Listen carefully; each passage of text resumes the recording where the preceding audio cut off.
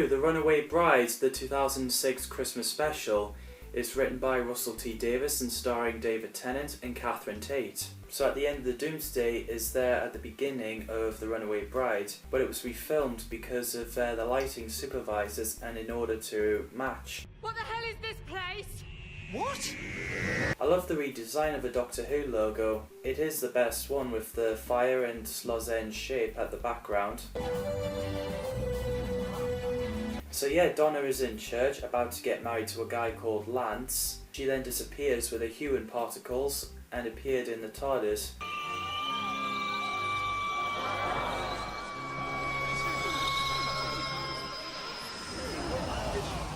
The Doctor had no idea how Donna, in a wedding dress, appeared inside a TARDIS as they're in flight. So they shouted at each other. When I first watched it, I was like, good luck trying to get her as a companion. But when Donna went to the doors and realising she's in space, meanwhile everyone in St Mary's Church are phoning to find Donna's whereabouts. So when they landed somewhere in London, the Doctor notices the TARDIS is digesting, and he was asking Donna if she got any answers on what caused it. Has she seen the light in the sky? Did she touch something unusual? Or is she married to someone with a zip around his forehead? Referring to Slitheen, I think. But yeah, Donna was freaked out when she noticed the TARDIS is bigger on the inside and makes a run for it, but then the Doctor went after her. I enjoyed the scene where the Doctor and Donna were calling for taxi, like a comedy style. I thought it was funny when Donna had a thought that people are thinking she's in fancy dress or she's drunk. But yeah, the Doctor whistled loudly, wish I can do that, to get a taxi driver to pull over.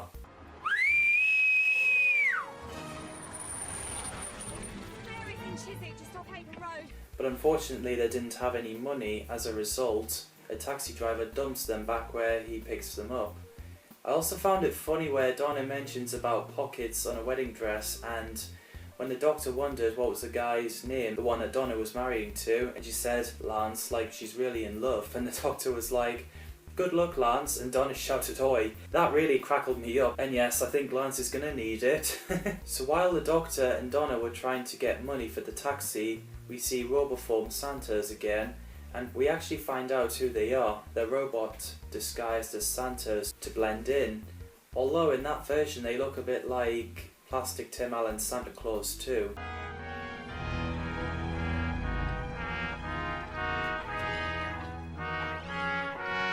I love the motorway scene where Donna is stuck in a cab driven by a robot Santas and the TARDIS came after.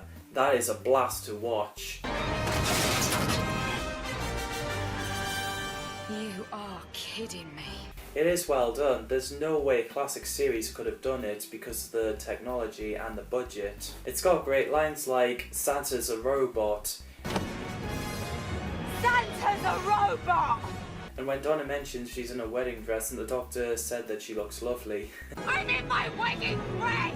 Yes, you look lovely! Come on! I enjoyed the moments when the Doctor reveals to Donna that Rose trusted him and she's alive. So yeah, Donna jumped from a taxi into the TARDIS and with the kids in the car cheering. This is what I love about David Tennant's Doctor and Russell T Davies era. It shows that the Doctor is a hero and the kind of guy that everyone cheers like Spider-Man and other superheroes. I enjoyed when they were sitting on the rooftop discussing their backstory and Donna forgives the Doctor and lets him know that it wasn't his fault. It's not your fault. Oh, that's a change. When she mentioned what Lance was doing, when it was actually her asking Lance to marry her, that's so Catherine Tate. We find out that Donna is a temp and she works in HC Clements. They do security systems and owned by Torchwood. So when they arrived at the reception and everyone was partying, I noticed Lance was dancing with another woman that Donna disliked called Neris. She seems to be a funny character. Would be interesting if Neris has a spin-off series with all the domestics and everything. Can't believe on the wedding day and Lance danced with another woman. The scene where Donna pretended to cry and winked at the Doctor was pretty funny.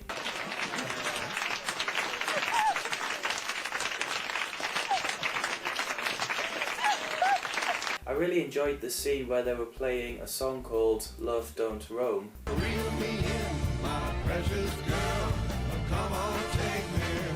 when the Doctor sees a couple dancing and gets a flashback doing the same thing with Rose in New Earth. When the Doctor looks at the video camera and sees a footage Donna fading away with human particles, he realised the biodamper, a ring that was supposed to hide Donna, wasn't working.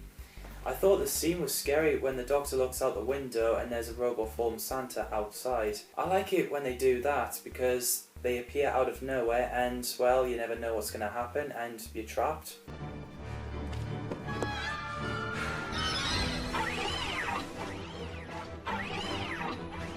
And I was only 8 when that episode came out and when I watched it. Oh yes, and when they were controlling the Christmas tree, like what happened in the Christmas Invasion, I was like, this is going to be a bloodbath. But no, they used tree ornaments as a grenades. That was brutal to watch.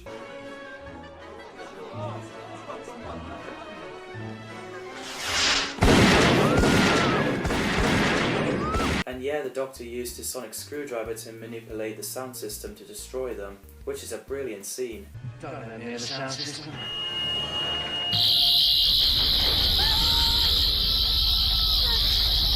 The Doctor discovers a remote control and notices something in the sky. And investigating H.C. Clements, they have the security base hidden underneath London Thames. Villain in this episode is Empress of the Arachnos, the leader of the kind. They're the ancient race from the dark times of the universe and re-emerged after billions of years to threaten Earth in 2007. She has her children down to the centre of the Earth. I thought that design was really cool. They must have put a lot of time and effort into it.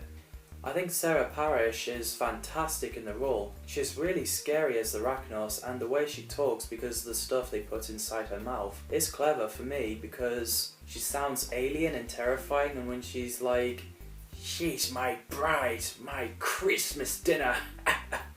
I found it scary when I first saw the scene with the corpse on the spiderweb, which is H.C. Clements.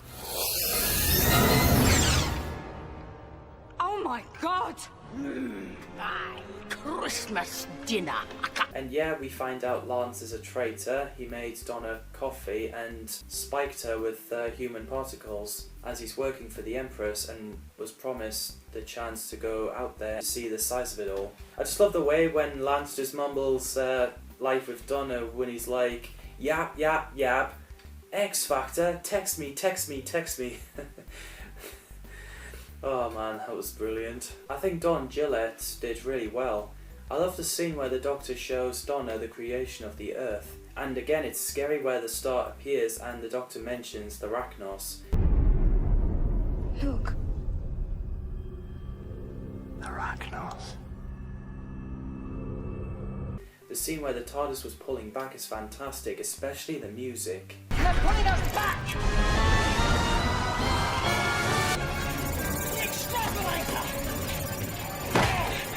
Can't stop it! We should give us a good bump! So when they landed at the tunnel, Donna gets kidnapped.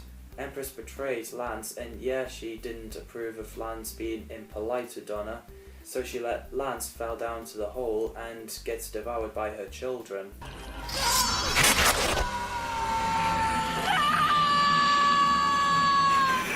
So the Doctor rescued Donna, and we get a dark moment where the Doctor committed genocide by letting out all the water, draining the London Thames and pour it down to the hole, and Ragnar shouting, "My children." No! My children! The scene where the web starts shooting all over the place is well done.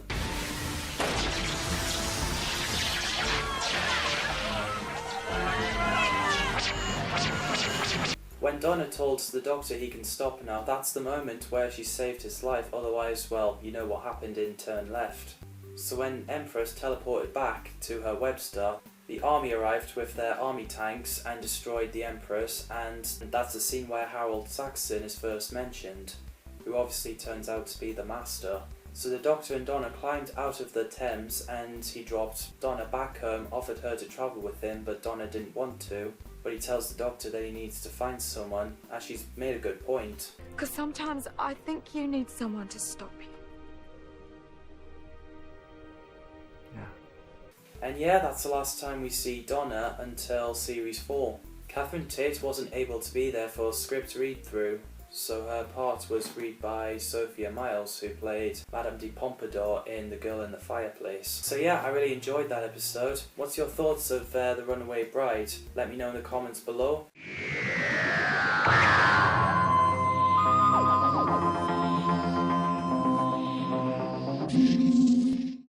Doctor Who Smith and Jones, the first episode of Series 3, is written by Russell T Davies and starring David Tennant and Freema Agyeman. Because of the success of Doctor Who Series 1, they announced Series 3 16th of June 2005, 2 months after the announcement of Series 2. This is also the first episode without pre-credits since Rose, the first episode of Series 1.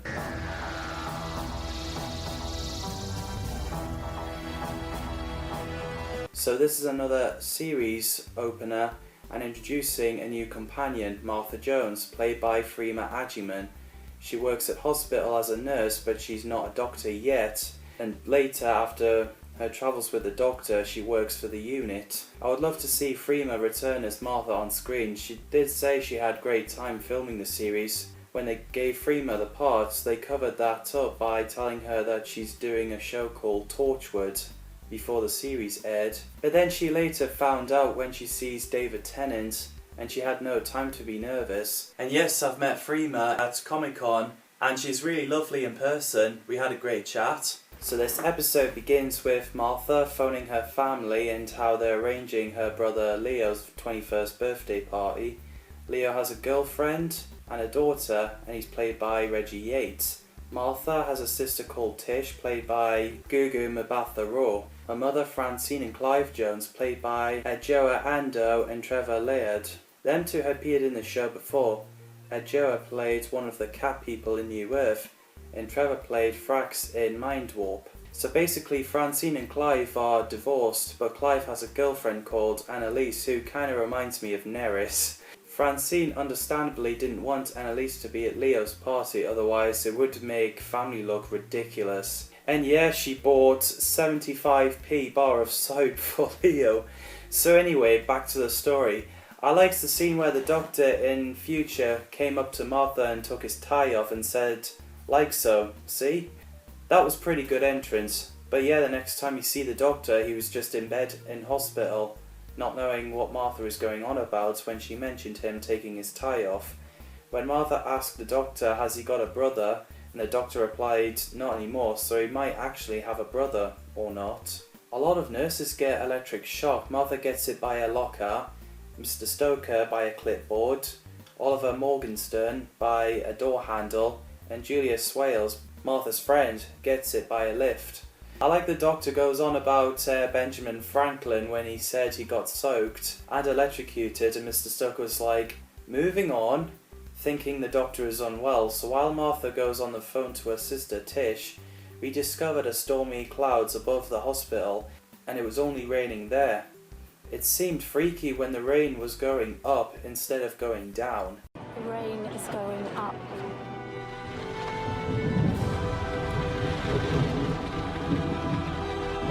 And yeah, the entire hospital gets transported to the moon full of, well, scared staff and patients. And there is great acting there. We have an alien called Plasmavore who goes by the name Florence Finnegan, who uses a straw and drinks people's bloods like a vampire in order to assimilating herself to human. And yeah, she drank Mr. Stoker's blood and left him bone dry. Plus the hospital isn't airtight, so the air should have got sucked out. But it didn't because of the force field. I like how Martha explains to the doctor at the balcony about the events of Slitheen, Sigarax and Cybermen invasion. She also explains that Adiola, who is played by Freema Agyeman in Army of Ghosts, that was her cousin. The scene where Jadoon's spaceship lands and marches into the hospital, that is a cool scene. The music for that scene is brilliant. Don't know what we do without Murray Gold.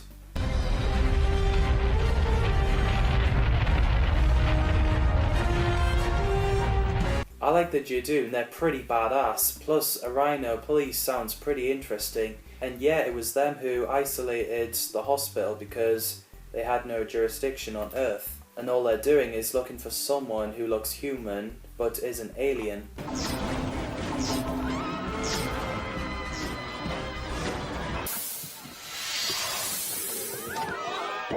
No photo, no crow, blow, cold, show, roll.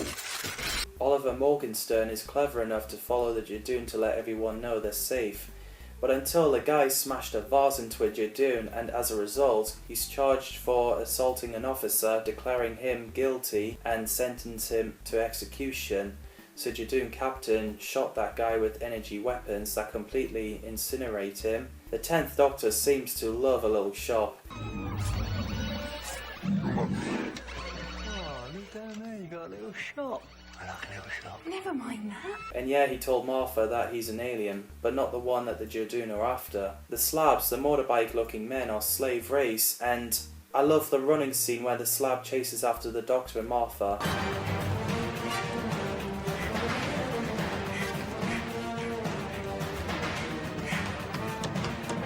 So the slab was killed by a radiation, and the Doctor expels it into his shoe and then takes it off with a nice line. Barefoot on the moon. And his sonic screwdriver is sadly damaged. They needed to show plasma to the Jadoon, otherwise they'd sentence hospital for execution for harbouring a fugitive. So the Doctor kissed Martha for non-human DNA traces for the Jadoon.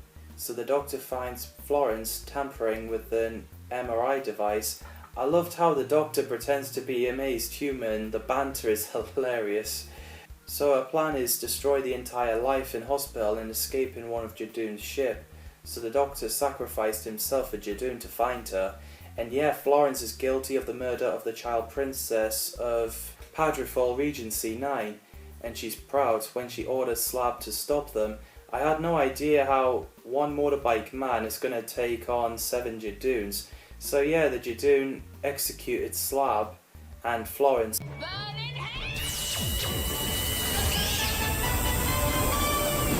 So they left while Martha is resuscitating the Doctor, knowing he has 2 hearts. So the Doctor unplugs the machine and carried Martha after she passed out. Thankfully, Jadoon transported the hospital back where it was. And yeah, everyone is okay. I bet they've had enough with hospital after that. At night during Leo's party, we have the Jones family and analyse arguing and fighting because she thinks Martha's claim of being on the moon is just hallucinating. So yes, she walks off and tells Clive that she'll never speak to her family again. Meanwhile, Martha goes to the Doctor at the alleyway. She finds out the Doctor is a Time Lord and introduces her to the TARDIS, and it's bigger on the inside and can travel through time and space. When the Doctor mentions Rose to Martha and saying she's not replacing her. Where is she now? With her family, happy. She's fine. Not that you're replacing her. You never said I was. Just one trip. I can understand how hard that hit him when he lost her. When I first watched it, I was only 8 and I find the show not the same without Rose. But now I'm aware this is what the show is about, people come and go. So after Martha flirts with the Doctor and tell him that she goes for humans, the TARDIS violently moves and shakes about. And yes, we get welcome aboard line. It's a nice way to introduce to a new companion the TARDIS. Welcome aboard, Miss Jones! It's my pleasure, Mr. Smith. I really enjoyed that episode. What do you think of Smith and Jones? Let me know in the comments below.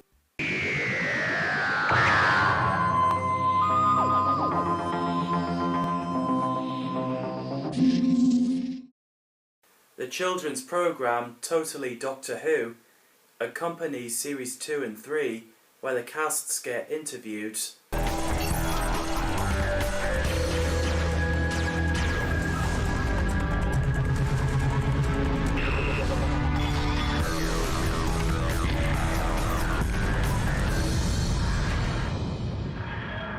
The show brings us The Infinite Quest, a special animated story written by Alan Barnes and starring David Tennant and Freema Agyeman. This is the second official Doctor Who story animated, with first being Scream of the Shalka. However, the Invasion Part 1 and 4 that were missing got animated for 2006 DVD release, both done by Cosgrove Hall. Infinite Quest was animated by Firestep. Apparently there was plans for animated series based on Doctor Who in the 1980s that was supposed to be produced by Nelvana for CBS, which didn't happen. Production art had been drawn up by Ted Bastian, Instead, 3 limited animated webcasts, Death Comes to Time, Real Time, and Sharda, were made and released. The story of Infinite Quest are the Doctor and Martha finds data chips in 40th century to unlock the infinite, a huge spaceship that can grant people their heart's desire, while Balthazar finds the ship. Anthony Head voiced Balthazar, a space pirate who was locked up on Bolaga. He did a great job. Toby Longworth voiced Kor, Golden Bird, who's able to speak, worked with Balthazar. I like Kor, plus the death scene is really sad. Toby also voiced Squawk, the living metal bird from Pharaohs. Lisa Tarbuck voiced Captain Calico, a human pirate. She does a great job as well. Tom Farrelly voiced Swab, aka Mr. Mate, first mate of Captain. I thought he looked pretty cool. Kinda reminds me of Ashton Arada. And yes, I watched Series 4 before I saw this animated serial. Paul Clayton voices Ulysses Mirgras, a warden on Volag Nok, who possessed one of the data chips of the Infinite and organised weapons trade with the Mantasford Queen. Plus he looks like a frog, which is amusing. Lizzie Hopley voiced the Queen, who looks like a giant insect. I really love the voice. Ah, Doctor. This is a fleshy biped thing, is it not? There's brilliant concept of the character. Stephen Grief voiced Constantine. Ethelred Gurney, who was used to be a prisoner, he's great too. Dan Morgan voiced Locke, the robotic governor of Volagnok, which is a prison planet. He also voiced Warden, a robot god. He does a great job too.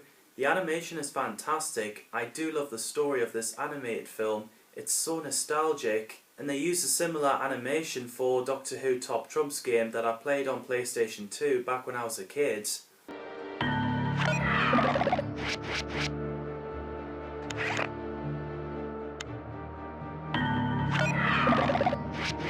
Doctor Who, the Shakespeare Code, the second episode of Series 3, is written by Gareth Roberts and starring David Tennant and Freema Agyeman. So yeah, in the past, Gareth Roberts has written some Doctor Who novels, Virgin New Adventures with The Highest Science 1993 and Only Human 2005, and did further Doctor Who spin-offs. He also did Attack of the Grask, which is a video game on a website, and the TARDISodes. So yeah, this is Gareth's first proper episode he's written. This episode had a working title, Love's Labour's 1, then Theatre of Doom, according to David Tennant in his video diary, but obviously it's changed to the Shakespeare Code. This episode begins with a lute player singing to a girl called Lilith, played by Christina Cole. When she invited him into her house, he was shocked by the look of the insides, but when they kissed, Lilith transformed herself into a witch, also known as Carrionite. The way the other two Carrionites appeared, Mother Doomfinger and Bloodtide, was really scary, especially while they mauled that boy to death. There's Lilith laughing at the camera and then credits roll.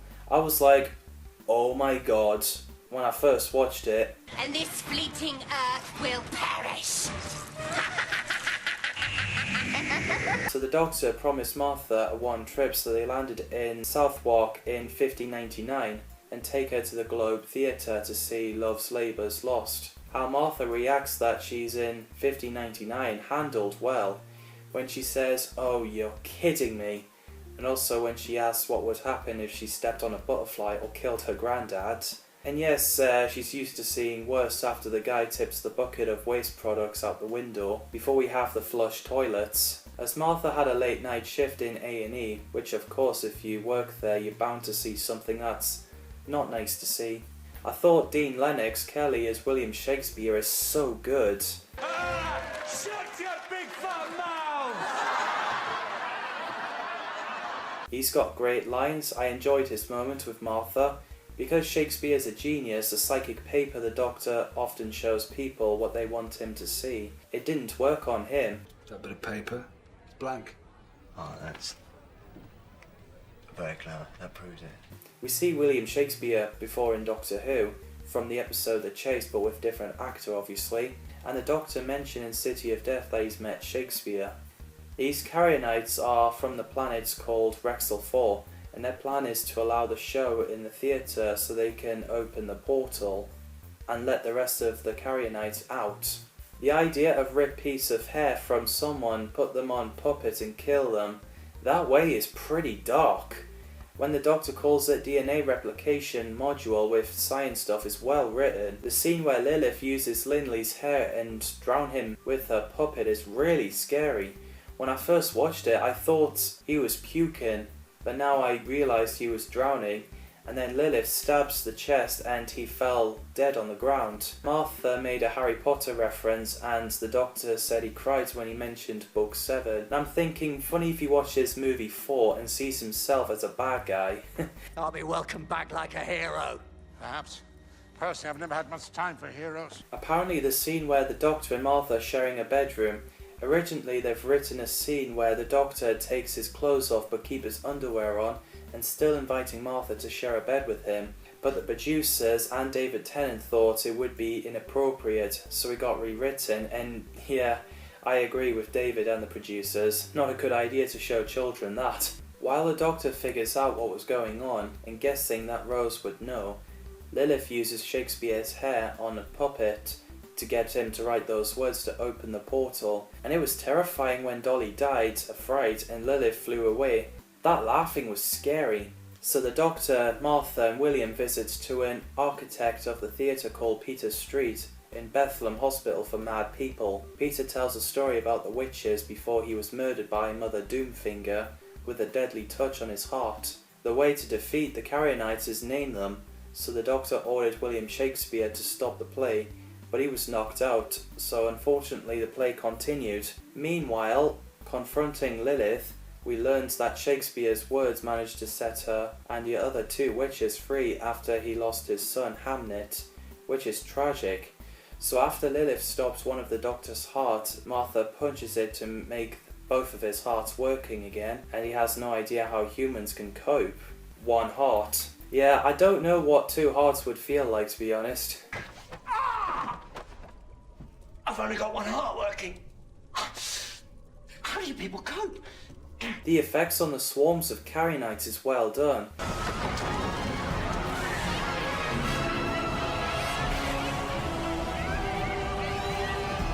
And as for Murray Gold's music, what can I say that hasn't been said already? I also enjoyed Shakespeare's speech to send them back. You thieve my brains, consider me your toy.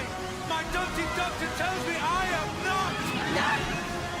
Not the power! And as a result, the Carrionites are back where they're from and close the portal. While Shakespeare flirts with Martha, the Doctor picks up a skull that reminds him of Sycorax, and Shakespeare decides to take that word.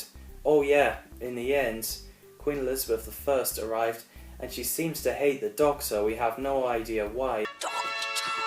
What? My sworn enemy. What? Off with his head! What? Until, well, the day of the Doctor. It was because he said he came back when he ran to the TARDIS and never came back for her. But obviously that was his future version, which is why he has no idea what he did to upset her. And yeah, he's looking forward to that. And yeah, the god shot an arrow at the TARDIS while it's dematerializing. So yeah, this is an interesting and spooky episode. What did you think of the Shakespeare Code? Let me know in the comments down below.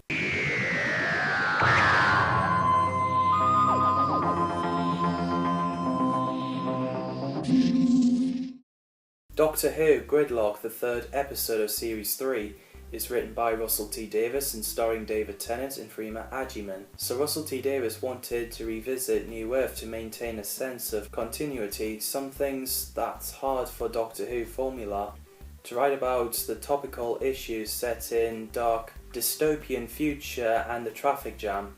So yeah, the 3rd of a trilogy starting with The End of the World, then New Earth and now Gridlock.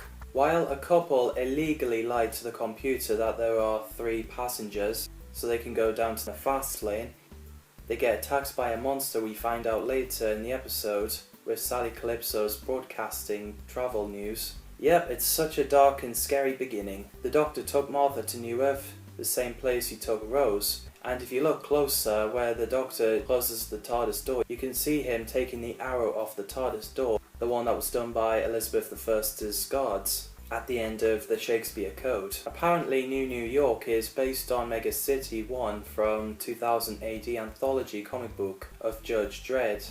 So that's pretty interesting. The The Doctor and Martha are in Pharmacy Town at the alleyway, and there's pharmacists opening their market stands and they sell mood patches, and all they go is buy some happy happy. We've got customers! We know business. Mother orders an happy. Happy, lovely, happy. And I'm like, well, is there a happy patch? A young girl buying a forget patch because both of her parents went down to the motorway and she lost them, which is why she wants to forget about them. Martha is like, is that what humans are in the future? So the young couple, Gene and Milo, kidnaps Martha and gave her a sleep patch, but unfortunately the Doctor wasn't in time to save Martha as they escaped.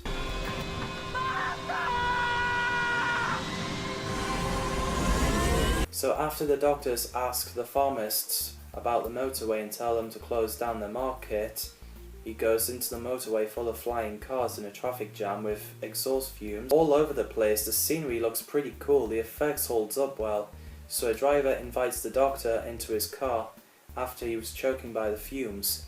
We introduce Brannigan, played by Ardo O'Hanlon, who's a cat man, and he has a human wife called Valerie, played by Jennifer Hennessy, who later played Moira, Bill's foster mother in Series 10.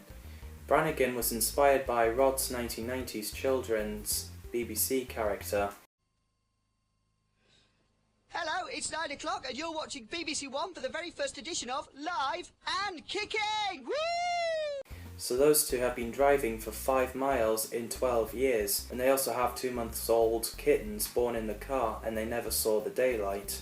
I love the banter between Brannigan and Cassini's, so the Doctor asks for them to help to find Martha because they keep a record of which cars came into the motorway. They find out the car number. As the police puts him on hold, the Doctor asks Brannigan to drive down the fast lane, but he refused for safety of their kittens, so he asks the Cassinis if they've seen a police car or ambulance, but they haven't, so the Doctor believes that everyone is abandoned.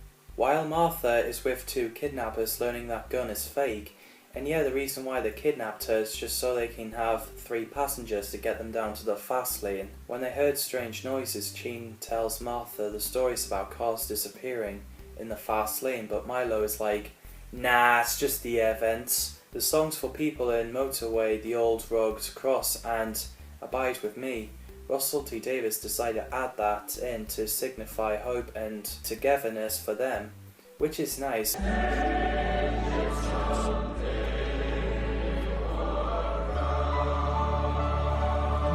My favourite scene of this episode is where the Doctor jumps from one car into another.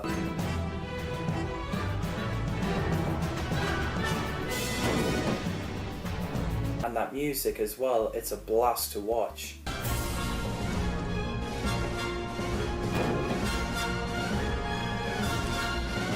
So when he uses sonic screwdriver, opening the roofs and floors, moving through several cars, meeting random people like this one, according to Vandom, he's called Whitey. Then he meets 2 hippie girls. It's funny when he borrowed a purple bandana and he said, not my colour. Thank you for your cooperation. Your comments have been noted. Do you mind if I borrow this? Not my colour, but thank you very much. The fact he's playing this character around 7 years after this episode came out. Don't move. Oh, everyone, calm down. You're killing the mood. Jessica. After he met those girls, he moves into a car with a naked couple, which I'm not sure if that's appropriate, but never mind. The last level the Doctor reached was a businessman. Russell T Davies mentioned that businessman was another inspiration of 2000 AD's Judge Dredd comic books. Hell are they?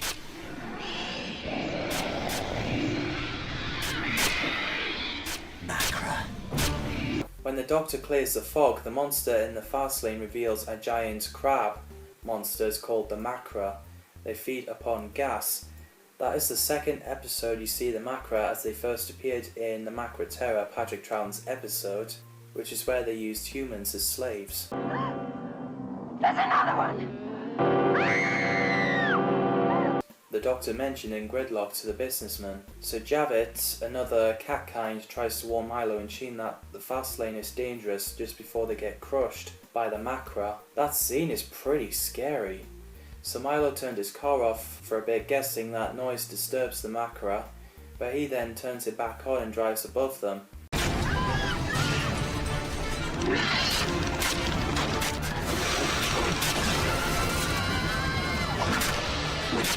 Meanwhile, Novice Haim went through cars to find the Doctor and teleported him to Senate of New York. We learned that they were killed by the virus. They're addicted to a bliss patch, and the Face of Bo managed to protect Novice. So the Doctor managed to open the roof of motorway and everyone is free.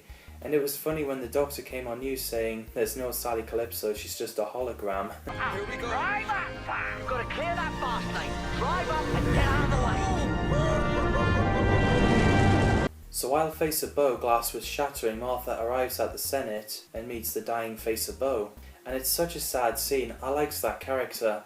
We find out what he meant when he said you are not alone just before he died. You are not alone. Because the Doctor refuses to say anything, Martha just sits on a chair until the Doctor tells the truth. I'm not just a Time Lord. I'm the last of the Time Lords. There was a war. A time war. This episode is when the Doctor grows attachment to Martha when he noticed he misses her after she was taken. So the Doctor tells her about the last great Time War and that he's the last of the Time Lords, and you can feel it. I loved how he described what Gallifrey looks like. The effects on New York is well done. Another episode I really enjoyed. I'd love to hear what you guys think of this episode.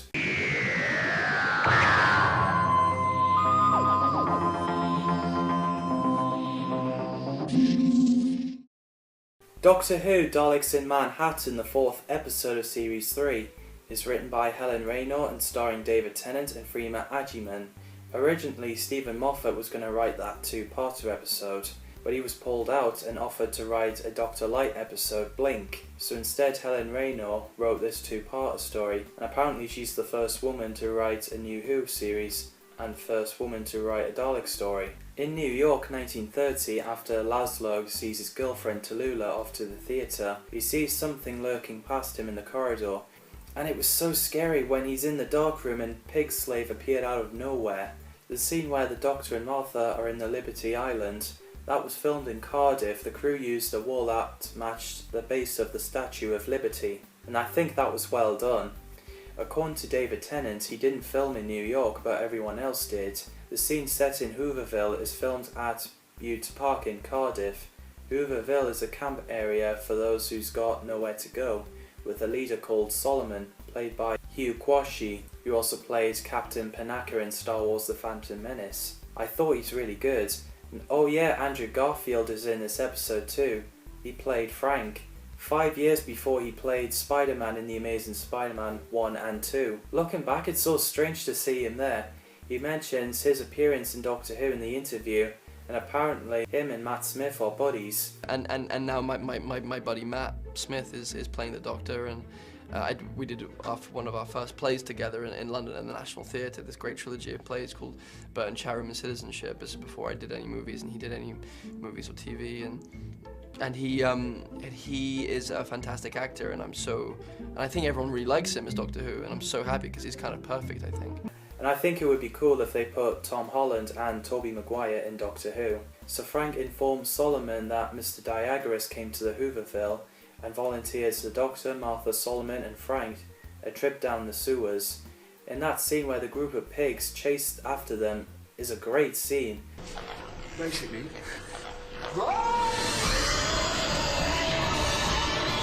Poor Frank got taken, but at least he's still alive. Tallulah, a showgirl who's played by Miranda Rayson, I think she's a great actress, and when she points a pretend gun to ask the Doctor, Martha and Solomon where Laszlo is, as he's been missing for 2 weeks, and the Doctor lets Tallulah know that there's people been missing too. It was funny when she's like, yay. When the Doctor shows her the green brain thing, Mr. Diagoras, a businessman who serves the group of Daleks, Cult of Skaro, and he gets his workers to build a Dalekanium on top of the Empire State Building in one night for gamma radiation. So a Dalek took Mr. Diagoras to see Dalek Sec because he's the best option for the final experiment. So he got Diagoras to merge with him.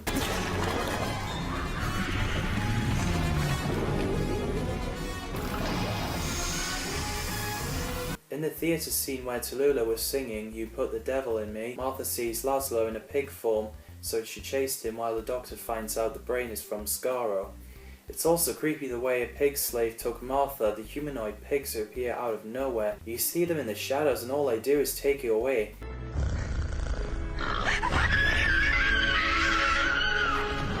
I don't care what people says. That is scary. Think how it would feel in real life. You'd be terrified.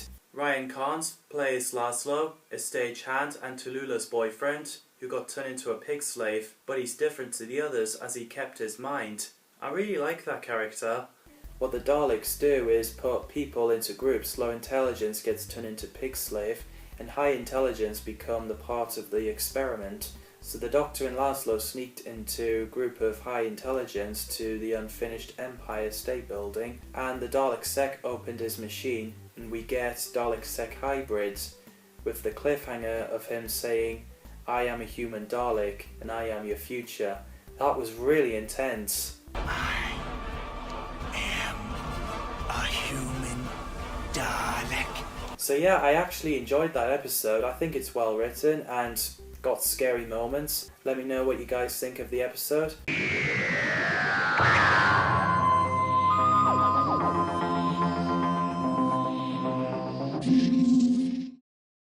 Doctor Who Evolution of the Daleks, the 5th episode of Series 3, is written by Helen Raynor and starring David Tennant and Freema Agyeman. So yes, the second parter of the Daleks and the Pig Slaves. I enjoyed the Doctor's speech in front of the cult of Skaro and played the music where the Daleks apparently are sensitive to. The music where everyone escapes is pretty neat.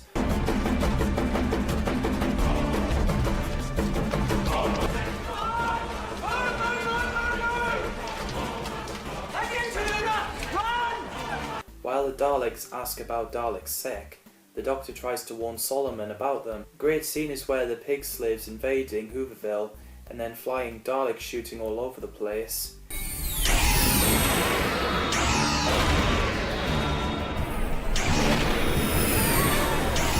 It's really sad they killed Solomon off. Exterminate! So Dalek Sec ordered the Daleks to bring him in alive for the experiment to combine their DNA with humans and create more hybrids.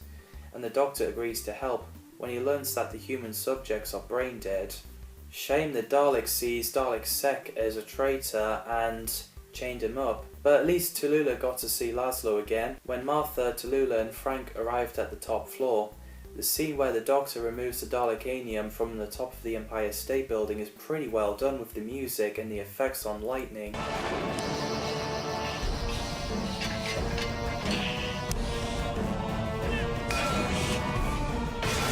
As the awakening of the new hybrid army. So everyone arrived in theatre. Apparently it was filmed at Park and Dare Theatre, Treorchy.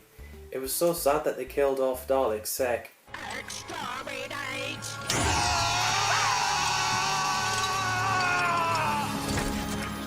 I actually liked that character. We find out that the hybrid armies have got Time Lord DNA, so they shoot Dalek Jast and Thai.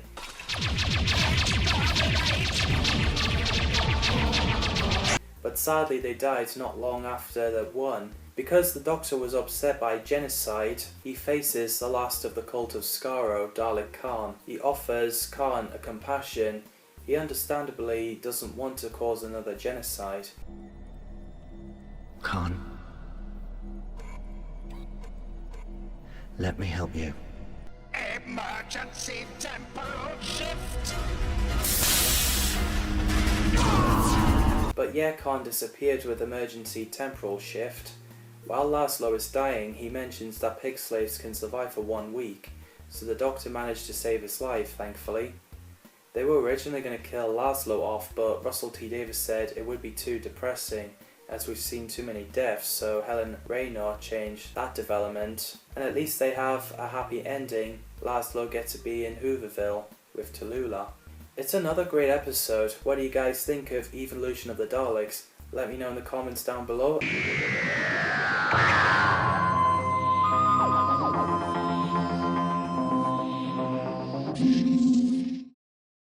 Doctor Who The Lazarus Experiment, the 6th episode of Series 3, is written by Stephen Greenhorn and starring David Tennant and Freema Agyeman. So yeah, Mark Gatiss started his writing career on Doctor Who novels The New Adventures and began acting in material for BBC Doctor Who before the new series was launched. So the Doctor took Martha home 12 hours after they left, which what he failed to do with Rose. It was funny when the Doctor said laundry and when he picked up Martha's knickers and she quickly snatched it off him. After the Doctor and Martha sees Tish on the news with Lazarus saying what it means to be human, they decide to go to this celebration. After when Martha commented on the Doctor that he looks like James Bond, and Tish realised that he's a science geek, the Doctor finally meets Martha's mum and brother, Francine and Leo. It was an awkward meeting. To those who say David Tennant as the Doctor is too human, well guys, this is how you can tell the Doctor is an alien and an old man who looks young. Heard a lot about you. Have you? What have you heard then? Well, you know, that you're Martha's mother, and... No, actually, that's about it. We haven't had much time to chat, you know, been busy. The old man mask on Mark Gatiss is pretty impressive. It must have took them a while to do. After when Richard Lazarus stepped into a machine despite the fault, he still managed to rejuvenate himself to look young. I am 76 years old, and I am reborn! Originally, they were going to have Lazarus working on developing invulnerable synthetic skin, but Russell T Davies says the plot would be too familiar with Spider-Man 3, and yes, it came out the same year, 2007. After Lazarus kissed Martha on the hand, she managed to get his DNA, so they scanned him, and they saw something is wrong, because he can mutate himself into a hideous creature look like something of Resident Evil. I think it's a great design. So Lazarus as a creature managed to devour the energy out of his wife, Lady Thor, then went back to human and went on the roof with Tish. So the Doctor and Martha got to Tish in time before Lazarus is mutated again.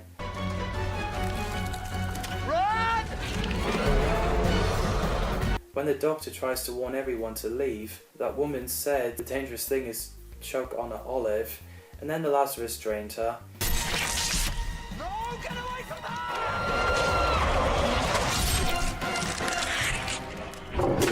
It was really intense when the Doctor hides around in a science lab and giant scorpion Resident Evil looking thing is with him, and not to mention a mysterious man working for Harold Saxon telling Francine that the Doctor is dangerous. It is a great story arc. He's dangerous. There are things you should know. What things? So the Doctor managed to reverse the polarity in the machine, and yes, he actually said it. Really shouldn't take that long just to reverse the polarity. John Pertwee's catchphrase. You see, before you reactivated it, I reversed the polarity of the neutron flow. So while Lazarus was getting taken away to the ambulance because what Francine has been told, she slaps the Doctor, which reminds us Jackie slapping the Doctor. Always the mothers. Martha tries to correct Francine by telling her that it wasn't his fault, he saved them, and Leo pointed out it was Tish's fault for inviting people. So the Doctor, Martha and Tish found the corpses in ambulance, and they found him in the cathedral. The inside is filmed in Wells Cathedral, and outside are the shots of Southwark Cathedral. The chase scene while the Doctor is playing on an organ is really intense.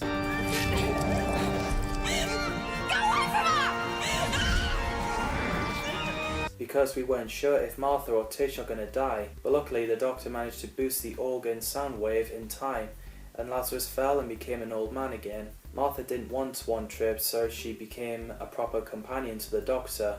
So while the TARDIS dematerialised, the voicemail of Francine came through and telling Martha that she's not safe with the Doctor. I really enjoyed that episode. What are your thoughts of the Lazarus Experiment? Let me know in the comments down below.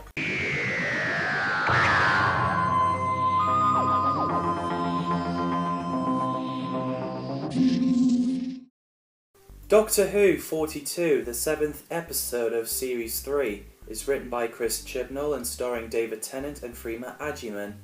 They choose the title of this episode as an homage to Douglas Adams' novel The Answer to Life, the universe and everything, from The Hitchhiker's Guide to the Galaxy. He also wrote the late 70s classic era and 60s episode The Space Pirates. So the Doctor upgraded Martha's phone like he did with Rose, so she can phone home while travelling, which is nice. So they land in a spaceship called SS Pentalion that's falling towards the sun, and they have 42 minutes to solve the problem. Unfortunately for the Doctor, when he opened the door, the ship has begun venting excess heat through the room, so they couldn't get to the TARDIS. Otherwise, well, it would be a short episode. According to David Tennant in his video diary, the sets were freezing and everyone felt really cold, so they used the smoke effects and baby oil on the actors to make them look hot, and I think it's well done.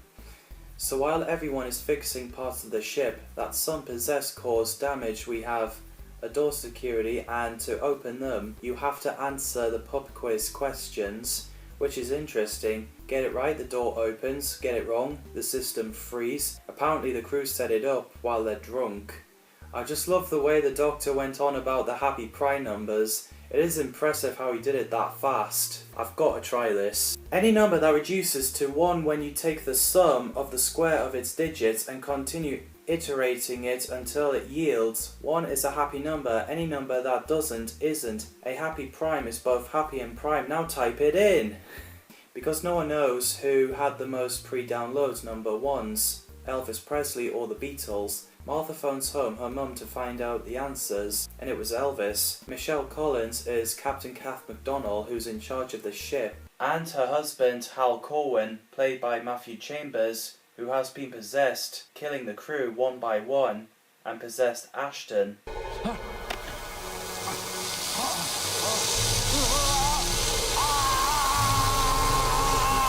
I like those sun-possessed. I find them unsettling. When I first watched it when I was 8, especially with their red helmets and saying, "Burn with me."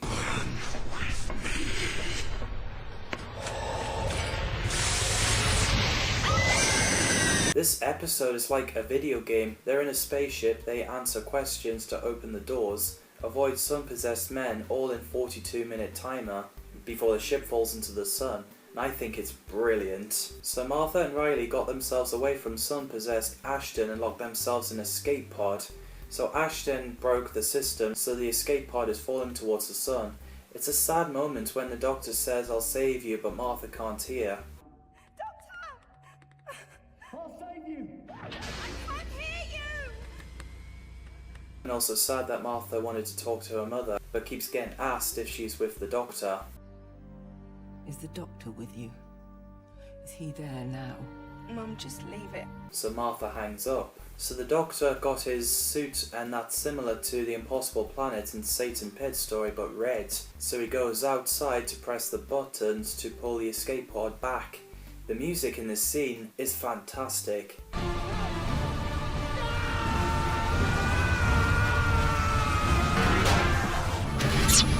Because the Doctor looked at the sun, he got himself possessed.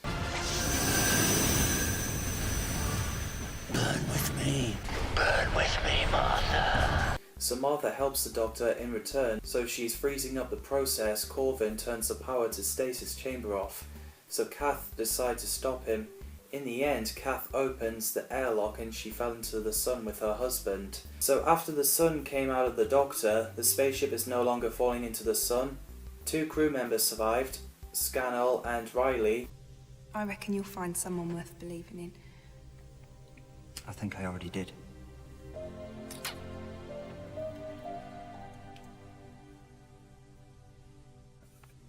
Well done. The Doctor gave Martha a TARDIS key like she's working for the Doctor, as he did the same with Rose. When Martha phones her mum again, she invites her around for tea and she's like, "Yeah, why not? As it's election day." And yes, we have the story arc of Harold Saxon, which is another great thing about Series 3. Another of great episode. What did you guys think of 42? Let me know in the comments down below.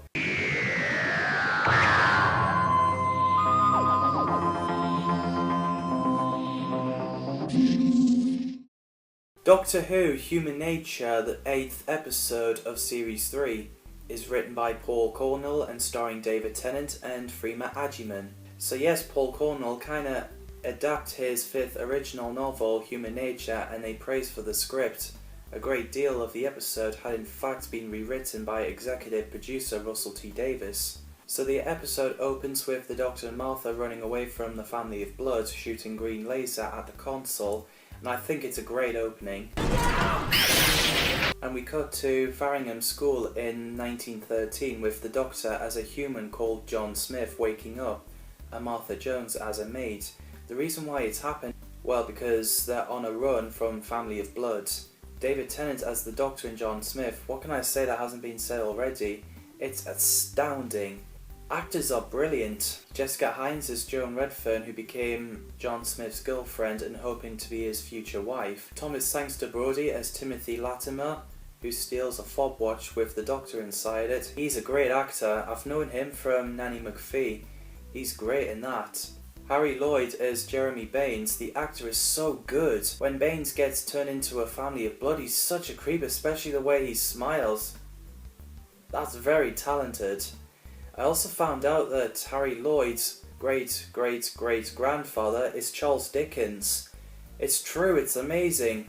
I like the scene where Smith goes through books of his drawings, seeing the past monsters the Doctor dealt with, picture of Rose and his previous incarnations. First time you see classic Doctor's face in New Who, I think. Like a magic carpet. There's this fun little box that transports me to faraway places. Jeremy Baines was the first one who got turned into a family of blood when he went out in the woods to find beer. He discovers a green glowing invisible spaceship. It's a cool visual effects.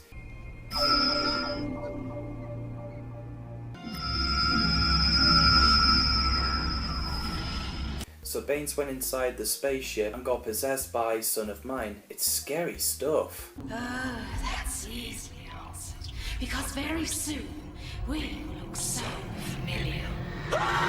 Very cold. Don't spread it about, I don't want your germs. Next person is Mr. Clark, the farmer, who he thought the moving scarecrow was just someone hiding inside it for a prank. That is my property, and you are trespassing on my land. Come on, who's in there? But then he realised it was real and gets surrounded by scarecrows and possessed by Father of Mine. No! No! Help me! Help me! Then Lucy Cartwright, the little girl who carries a red balloon, surprisingly hasn't popped at all, gets taken by a scarecrow and became Daughter of Mine.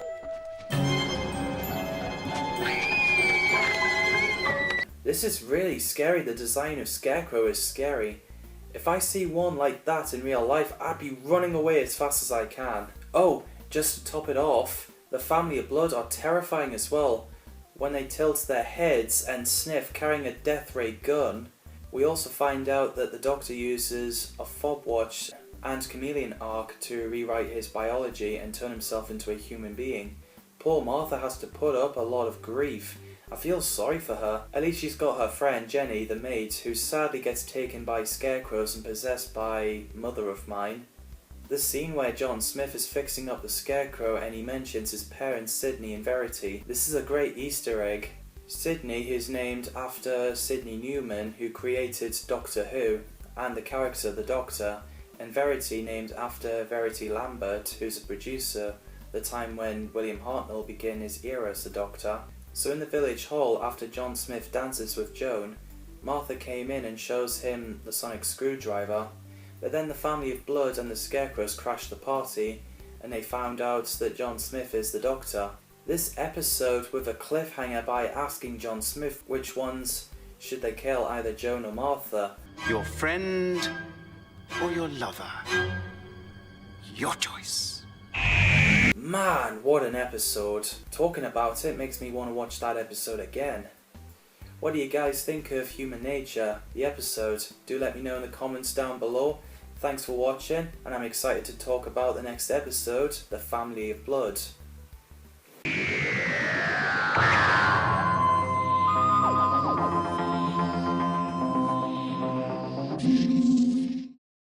Doctor Who, The Family of Blood, the 9th episode of Series 3, is written by Paul Cornell and starring David Tennant and Freema Agyeman. The second part of the story about the family of blood and scarecrows attack English boarding school while the Doctor became a human teacher known as John Smith. According to Russell T Davies in the Doctor Who magazine, the two-parter of the story is too dark for the young audience. So yeah, while the family of blood are asking John Smith which ones to kill, Martha or Joan, but luckily Timothy Latimer opened the fob watch to distract the family and Martha manages to get the guns so everyone got away.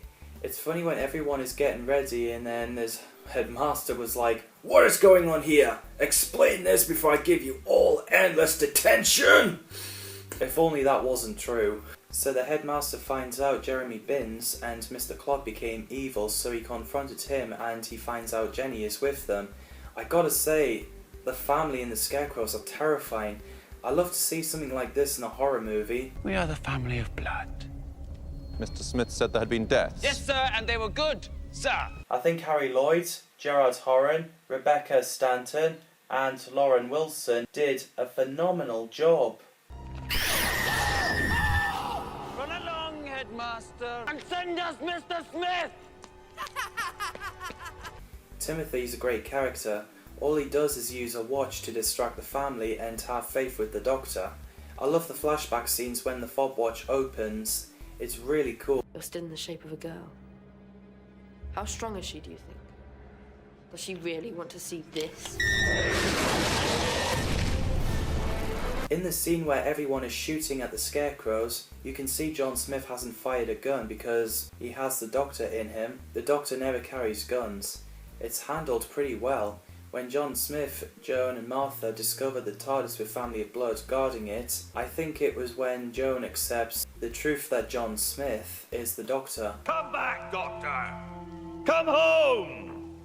Come and claim your prize! Out you come, Doctor!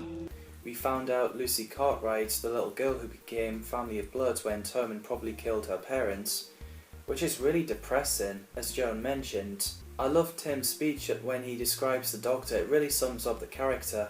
He's like fire and ice and rage. He's like the night and the storm and the heart of the sun. He's ancient and forever. He burns at the center of time and he can see the turn of the universe. And he's wonderful. It's so sad that John Smith gives up his life to be the Doctor again. When he thinks about his normal life future, getting married to Joan and have kids and died at old age. It's time. But it's really sad that can never happen, but at the same time we do miss the Doctor, and I think it's time we have him back. So while the Family of Blood are in the ship, the Doctor arrived and tricks the family into thinking his Time Lord essence is still in the watch. It is really funny when he fell, he quietly pressed the buttons and overload the ship's power source. You shouldn't have let me press all those buttons. But, in fairness, I will give you one word of advice. So the Doctor and the family escapes the exploding ship. In the end, the Doctor captures the family and gives them, well, dark punishment. He pushes the mother out of the TARDIS into an event horizon of a collapsing galaxy. He wraps father of mine in unbreakable chains. He puts daughter of mine in the mirror and son of mine suspended in time and give him a work as a scarecrow. At least they're alive, but in a horrible way. It's also sad and understandable that Joan doesn't want to travel with the Doctor because, well, John Smith is dead and the Doctor looks exactly like him. Murray Gold music again is brilliant. I mean, when is it ever bad? Especially the scene where John dreams of his normal future.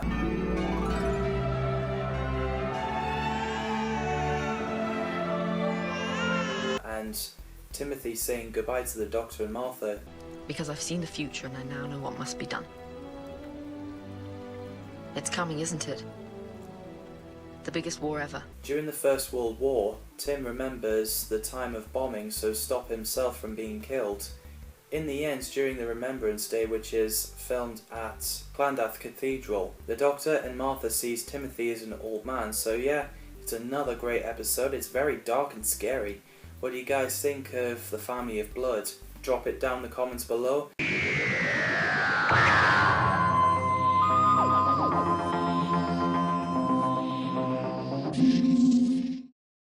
Doctor Who Blink, the 10th episode of Series 3. is written by Stephen Moffat and starring David Tennant and Freema Agyeman. Part of the story is based off the short story in Doctor Who Annual 2006 called What I Did on My Christmas Holidays by Sally Sparrow, when Sally was only 12 years old, which apparently is the 9th Doctor's story. The idea of weeping angels was Stephen Moffat when he sees angel statue in a graveyard when he went out with his family, and he held that idea ever since, which is cool. And yeah, it's worth it because they're fantastically well designed monsters and well written. It was also inspired based on children's game statues. So after Stephen Moffat withdrawn from writing the Dalek 2-parter story and Helen Raynaud took over, Moffat decided to write a Dr. Light story, and we get this episode. The practice began with Love and Monsters, so it began with this young woman called Sally Sparrow, played by Carey Mulligan, and the character is very likeable, and I like this character as much as Elton, and I think they're both great. Carey was really concerned about David Tennant having small scenes, but when the episode came out, she was really happy with the final result. So Sally investigates an old spooky house, ripping off the wallpaper, seeing warning messages written on the wall. Already we know it's a scary episode, and yeah, we end up jump when the weeping angel threw a rock.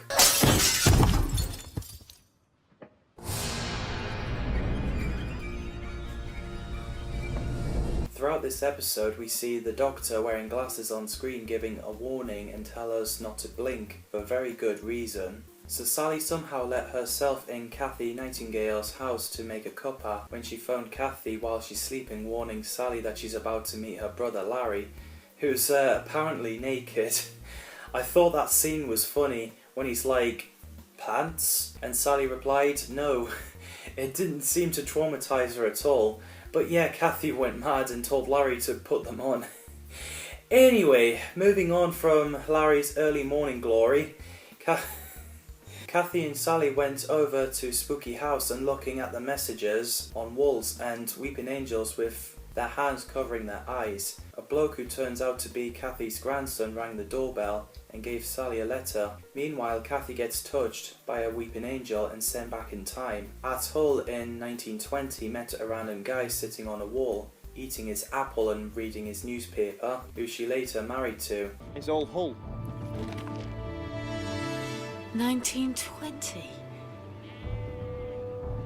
When Sally understandably finds the photos of Kathy in old times very sick, so she then went to see Larry at the DVD shop, letting him know Kathy loves him, and he gave Sally the list of 17 DVDs. So Sally went down to the police station and she meets Detective Billy Shipton and went under the car park to discover the TARDIS. I loved how Billy reacts to TARDIS as ridiculous, windows are the wrong size, ordinary lock, but no key can fit in. So after that, he asks Sally out. She gave him her phone number and walks away, but then Billy closes his eyes and gets transported to 1969, and he meets the Doctor and Martha. And yeah, that's the first episode where the Doctor says wibbly wobbly timey wimey. Fantastic line. It's more like a big ball of wibbly wobbly timey wimey stuff. Unfortunately, when the Doctor requests Billy to give Sally a message, it's going to take him 38 years time, and the day he died in a hospital, which is really sad.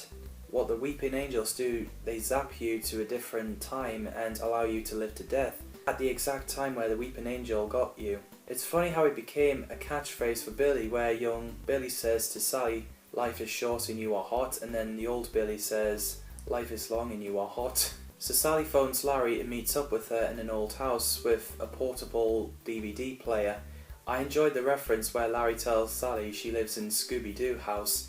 Funny enough, the Doctor and Martha are in 1969, and that's the year when Scooby-Doo cartoon first broadcasted. Scooby-Dooby-Doo, where are you? We got some work to do now. So yeah, I like that trivia. So Larry and Sally are speaking to the Doctor on screen, except not really, because he's recording himself reading the transcript that Larry is writing, Sally's part, which is really clever. But anyway, he requests Sally to send the TARDIS back to the Doctor so he can get out of 1969. Funny that Larry likes the line, "The angels have the phone box." The angels have the phone box. The angels have the phone box. That's my favourite. I've got that on a t-shirt. While they're talking, you can see the shadow of Weeping Angel moving in the hallway. Oh, which is really intense. We learn that weeping angels are the lonely assassins. They can't look at each other, and obviously they can only move if no one sees them. We get the famous line, and don't blink. Don't turn your back, don't look away, and don't blink. Good luck. When Sally and Larry looks up, there is a weeping angel making this raw impression with a jump scare. You're not looking at the statue. Neither are you. TV never really scares me. I like the scary stuff, which is probably what got me into Doctor Who. So the weeping angels locked the door so Sally can't get out. So poor Larry is scared while looking at one weeping angel, and he's worried that another 3 is coming behind him.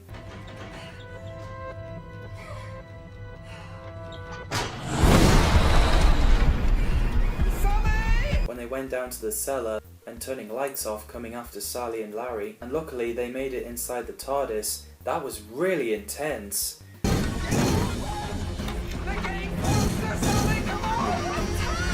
First time watching this at 8 years old, I felt my heart pounding so fast.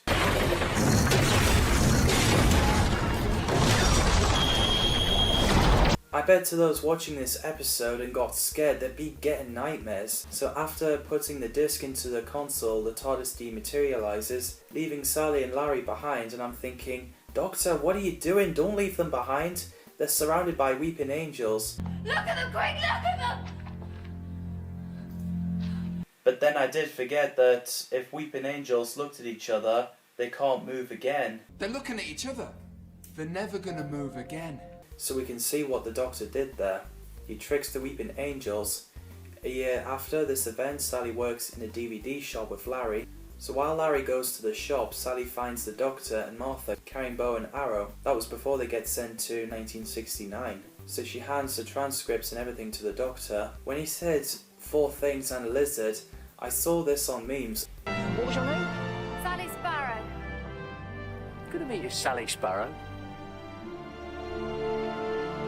Finley Robertson plays Larry Nightingale, who works in a DVD shop. He's a big movie fan, and later dates Sally. I really like that character. Apparently in one script of The Stolen Earth, which is Series 4 finale, the DVD shop run by Larry and Sally would have been crushed by a Dalek ship, but this scene wasn't filmed. In the Lonely Assassins game, it tells the full story of Larry's disappearance. The game's secret ending reveals that after his wife Natasha was taken into the past by an angel, he did not vanish because of an angel saving him from one of the lonely assassins. The 13th Doctor took him to the 1920s so he could live happily with Natasha in the past. Unit promised to wipe all evidence of their lives in the 1920s. The 4th episode of the Valid BBC Sound series, Redacted Angels, reference this fate. I don't know, maybe I don't stand a chance, but last time, me, Sally and the Doctor used their own gazes to lock them in stone. So the episode ends with the Doctor making a speech on screen saying don't blink, with many shots of random statues. Makes us wonder if they can move as well. That could create war. Could you imagine if it happened? Man, this episode's terrifying. And don't blink. You can't deny it's really scary. And of course, it's not only a scary episode, I really enjoyed that episode. I think it's Stephen Moffat's best one. What do you guys think of Blink? Drop it down in the comments below.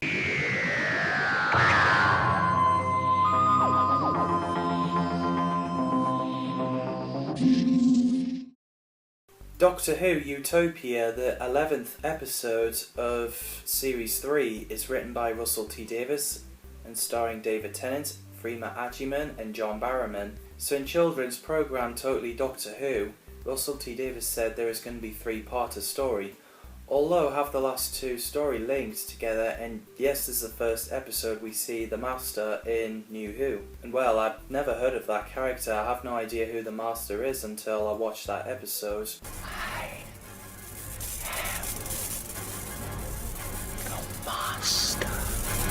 So the Doctor and Martha arrived at Cardiff in 21st century. He mentions he uses Roald Dahl Plas in Cardiff as fuel. Martha heard about the earthquake during the events of Boomtown, so we see Captain Jack running. First watching that episode I was 8 and I haven't seen Captain Jack since the last episode of Series 1, as obviously I'm not allowed to watch Torchwood at the time. When Jack was running, that was the moment in the end of first series of Torchwood, when Jack hears the TARDIS materialising, so he took the hand and ran off. He was just here. Something's taken him, Jack's gone. The music in the scene with Jack running and jump to the TARDIS is brilliant. It's a blast to listen.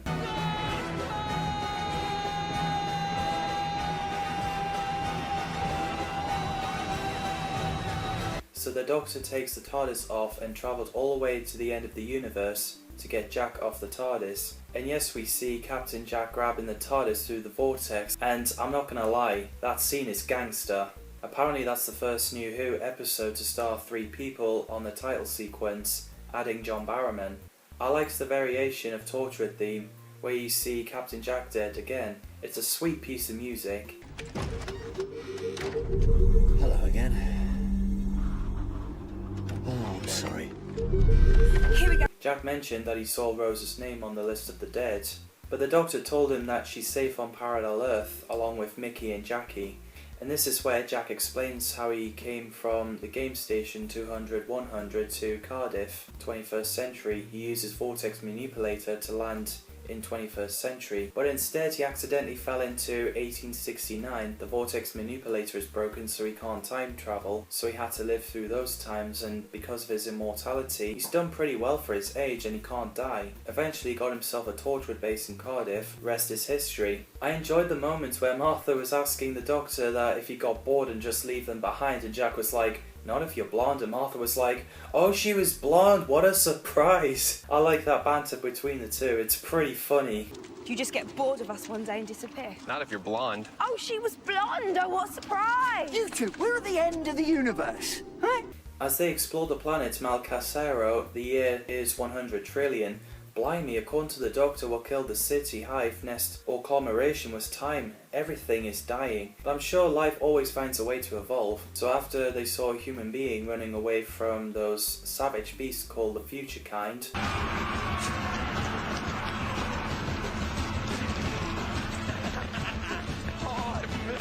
the Doctor, Martha and Captain Jack gets after Pedro to help him and outrun the future kind people. I've got a ship nearby, it's safe, it's not far, it's over there.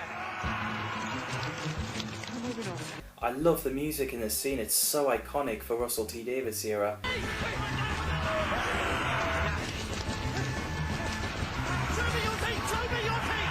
And it's epic, and making more Doctor Who more heroic. Apparently, humans will turn into them if they don't go to the planet Utopia, according to Professor Yana. The sets are well done, the music score is a masterpiece. The actors are so good.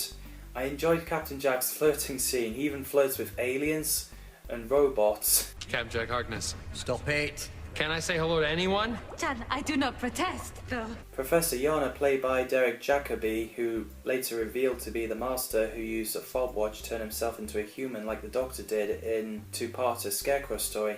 Jacobi previously played the Master in Doctor Who Scream of the Shalka 2003 animated movie, where at the time Richard E. Grant was the 9th Doctor, as they had no plans to bring the show back. I mean, how dare you profane the craft of the glorious Shalka Confederacy with your presence? I'm the Doctor. Hello. Until 2 months after it got released, they announced to bring the show back with Christopher Eccleston as the 9th Doctor, and Richard E. Grant's Doctor will be known as the Shalka Doctor in the alternative timeline. And yes, David Tennant is in that movie as the caretaker. We're locked up for the weekend! Go away! There's nothing here! Please. Derek Jacobi later voiced the Master in Big Finishes known as the War Master, which is pretty interesting.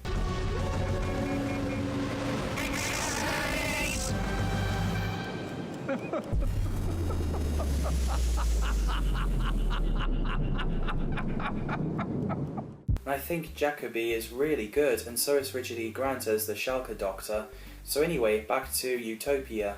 Yana has an alien assistant called Chantho the last of the Malmove. And I think Chip Ho-chung is great in the role. Chantho normally starts off with the sentence Chan and end of the sentence with Thor, because it would be rude not to. I enjoyed that moment with her and Martha when Chantho said no without saying her name. It's really funny that they do anything naughty that they can get away with in the show. Sadly, the Doctor has not got a clue about the technology, but then he, Captain Jack, Martha and Chantho helps Yana together, and it's a great teamwork. Plus, using food to make the machines work is absolutely genius.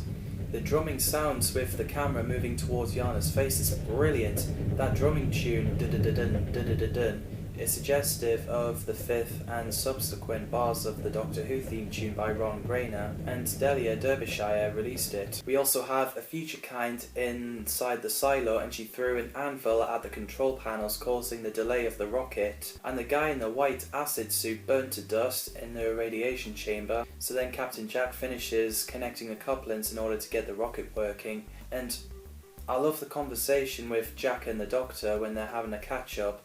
There's nice moments and funny moments and sad moments. She's gone, Jack. She's not just living on a parallel world, she's trapped there. Yana revealed he has a fob watch, which means that he could be a Time Lord. When Martha saw it, she went to the Doctor to let him know. After the rocket finally takes off, Yana opens the watch, and well, he's a Time Lord, and he's a bad guy now. And yes, we learn Yana is short for You Are Not Alone, Faceabo's dying words. It's amazing how they came up with the idea. You are not alone. In the scene where the Doctor, Martha and Jack tries to get to Yana and the future kinds are in is really intense. It is really sad that Yana killed Chantho after he reveals that he is the Master. When Yana looks at the watch, you can hear the sound of previous Master's voice. You can hear Anthony Ainley laughing, and you can hear Roger Delgado's voice saying, "Destroy him and you will give your power to me." Brilliant. Destroy him, and you will give your power to me. Plus that voice clip was taken from The Demons, John Pertwee's era. So Yana locks himself inside the TARDIS so the Doctor can't get in. And when he regenerates, I was mind blown when I first watched it. So Yana regenerated it into John Sim. I have to say, John Sim is my favourite Master. I grew up with him as the Master. He's like an evil version of David Tennant's Doctor. He's a psychopathic villain. He's like the Joker, and you just love to hate that guy. John obviously is a nice bloke in real life, and he did so well as the Master. And of course the other actors who play the Master are great as well. They really are. It's fun to watch the way the Master starts up the time rotor, and you can tell Sim is really enjoying his part. And the way he's like, bye bye, I like it. End of the universe! Have fun! Bye bye! So the Master got away with the TARDIS. Martha knows the voice, as that guy is Harold Saxon. Man, I really enjoyed that episode. It's a blast to watch. What do you guys think of Utopia? Drop it down in the comments below. I'd love to hear what you think of the episode.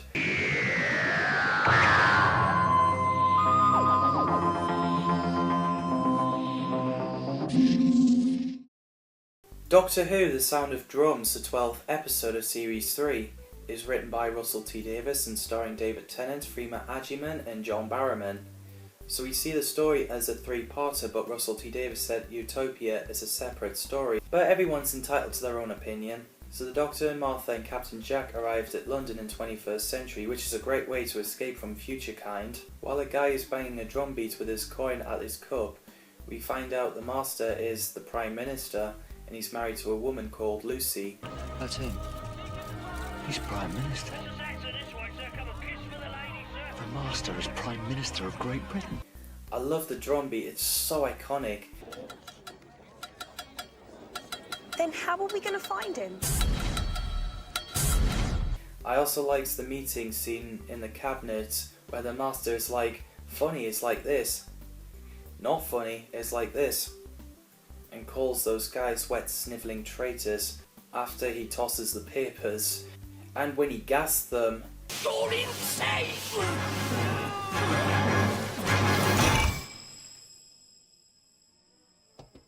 I just like how the Master goes like this. Mrs. Rook, the reporter, tries to tell Lucy what Harold Saxon says it's a lie, but she won't believe her. So the Master introduced those flying spheres called the Toclophanes and used them to kill Mrs. Rook. I find it hilarious when every time the Master opens the door you can still hear Mrs. Rook scream. The Master created a mobile network called Archangel to get people to vote for him. It's sort of like Roger Delgado as the Master with the hypnotist, except Delgado stares at you and say, "I am the Master, and you will obey me."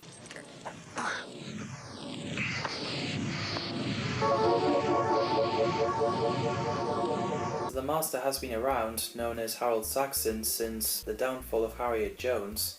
The idea of Toclophanes was by Russell T Davies, and wanted Robert Shearman to put it in his Dalek story and name the episode Absence of the Daleks, but that idea was dropped. We also get cool cameos of Sharon Osbourne, McFly and Anne Widdecombe.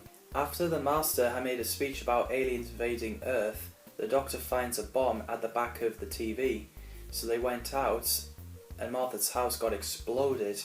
When Martha phoned her parents and the sinister woman and the police arrested them, both because, well, Clive telling her that there's other people in the house. The acting and soundtrack is well done. Martha! Get out of here! Get out! Target identified!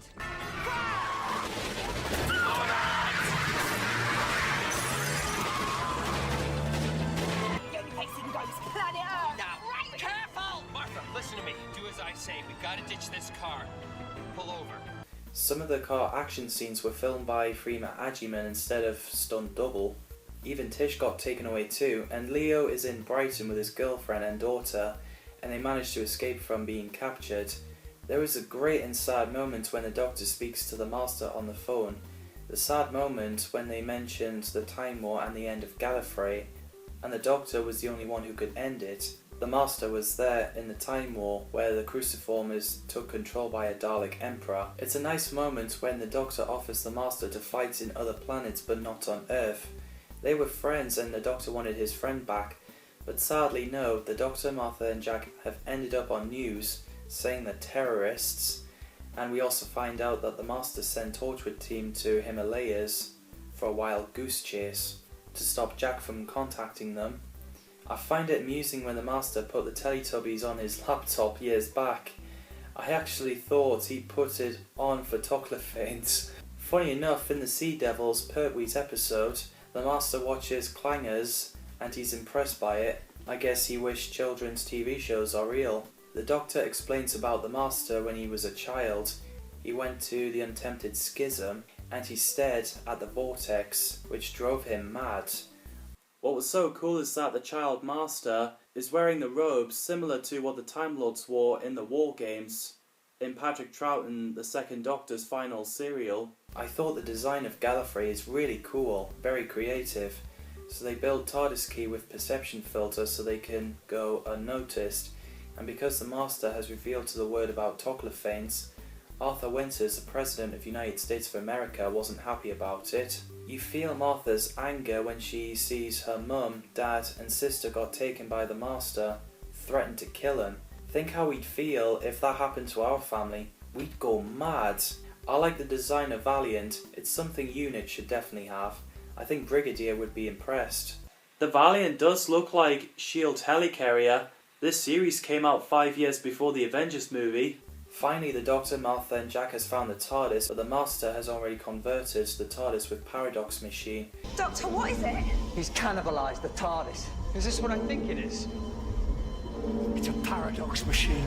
They arrived at the breach. I loved what the Master's like with President as he's winding him up. It's really entertaining. I can tell John Sim enjoyed his performance. As soon as the Toclophanes assassinated President Arthur Winters, it was like, oh my god! Kill him.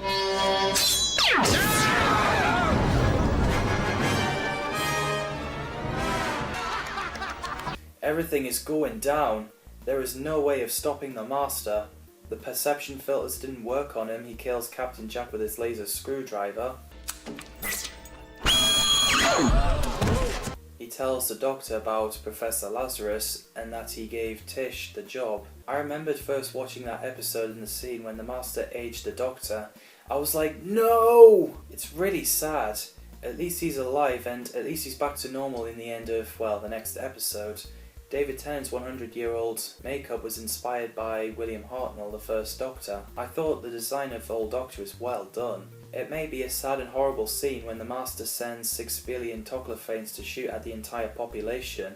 I think the Voodoo Child song fitted really well in that scene. Here come the drums! Here come the drums, here come the drums.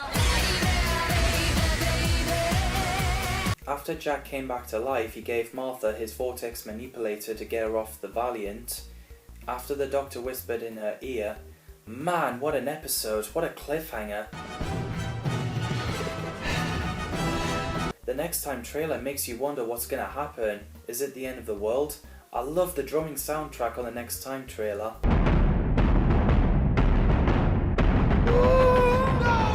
So yeah, I really love that episode. Probably my favourite Series 3 episode. What do you guys think of the sound of drums? Let me know in the comments down below.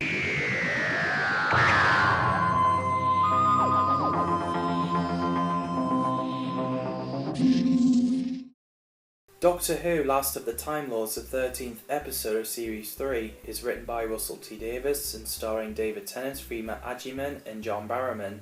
Third episode of three-parter. Well, like I said, Russell T Davies treated Utopia as a separate story. So yeah, we have the upsetting opening when the computer says planet Earth is closed.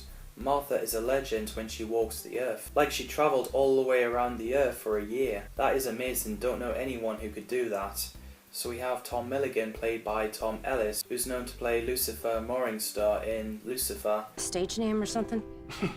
God-given, I'm afraid. And Gary in the Miranda series. It was a favour for a friend! Well, so you've done everything perfectly in your life, have you? Oh, that is not the point! I can't talk about this now! Can you please get out of the way so I can slam the door? I think he's really good. Tom Milligan was a doctor and he works in a hospital.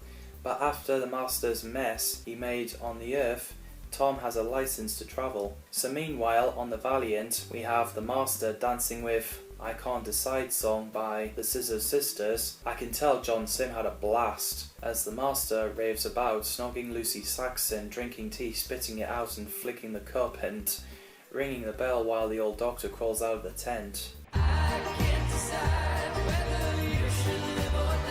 So the Master wheels the Doctor around in the wheelchair, and the Doctor said that he had one thing to say to him when Captain Jack got himself free after breaking his chains off the wall. Him and Clive, Martha's dad, are absolutely going for it. We're like, yes, finally! But then sadly Clive got caught and Jack got shot again. Oh, here we go again. After Francine and Tish passes the Doctor laser screwdriver, it sadly didn't go as planned. Martha and Tom went down to the workshop to see Professor Doherty, who's played by Ellie Haddington, and she's great as well. We get a cool action even though it's just running and set a trap for a Toclophane, but yeah, it's a great scene. Soon as Doherty opens a Toclophane, there is a mutated flattened head who reveals to be Crete, that kid from Utopia. They're humans from the future. It's absolutely mind-blowing. The reason why they kill because they find it fun, and Mrs. Doherty has got a point where she says to the Toclophane that they should cancel themselves out for killing their ancestors. The Master is so evil when he used his laser screwdriver on the Doctor to age him again, but 900 years. I was like, mate, stop! It's really sad seeing the tiny Doctor look like a wrinkly golem from Lord of the Rings and being put inside a birdcage.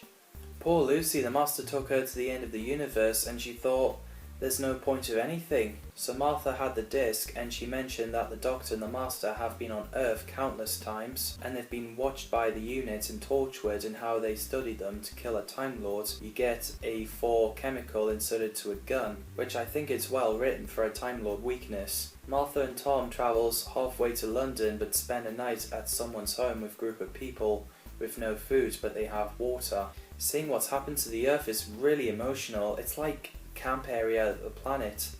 I love Martha's speech about the Doctor because it reminds you who the Doctor is, and he's a hero who saves civilizations. He has saved your lives so many times and you never even knew he was there. I know him. Professor Doherty decides to send a message to the Master so she can find her son. Honestly, who can blame her? All she wants is to find her son. So the Master arrives and sadly he killed Tom Milligan. He's a great character.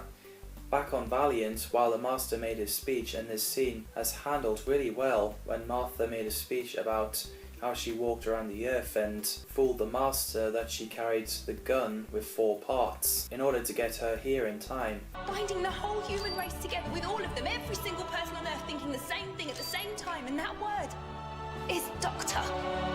After the countdown ends, the Doctor in a birdcage glows and everyone says Doctor. I was like, yes! I believe in you, Doctor. When the Master was like, no, the Doctor came down and hugs the Master saying that he forgives him. I don't know if it actually makes you want to cry because you can feel that the Master is not well and he needs taking care of. I know he's evil, but still. I forgive you. It's so good to see the Doctor back to normal. So yeah, after Captain Jack destroyed the paradox machine in the TARDIS, the Earth gets reversed, everything that the Master has done. Time is reversing! Just like when Superman turns back in time, after when Lex fired missiles, and I think it's well done.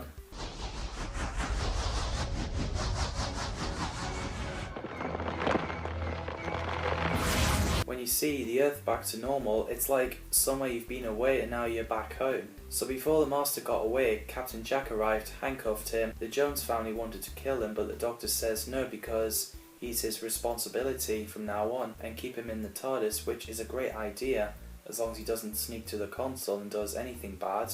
But unfortunately the Master is shot by his wife Lucy, and yeah, she gets a life sentence. It's really a sad scene. I refuse. Regenerate.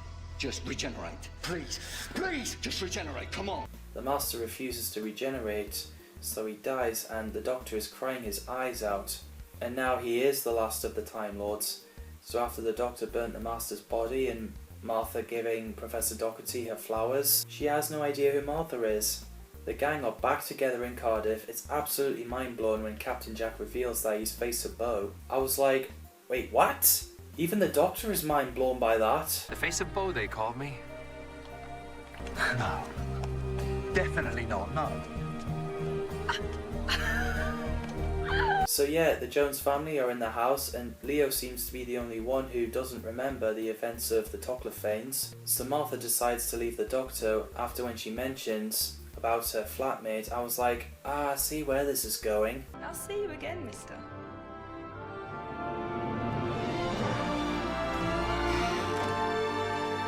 So Martha left the Doctor and the Titanic crashed into the TARDIS. Between those two events, time crash happened, which I'll dwell on in the next video as it's listed as Series 4 Supplemental.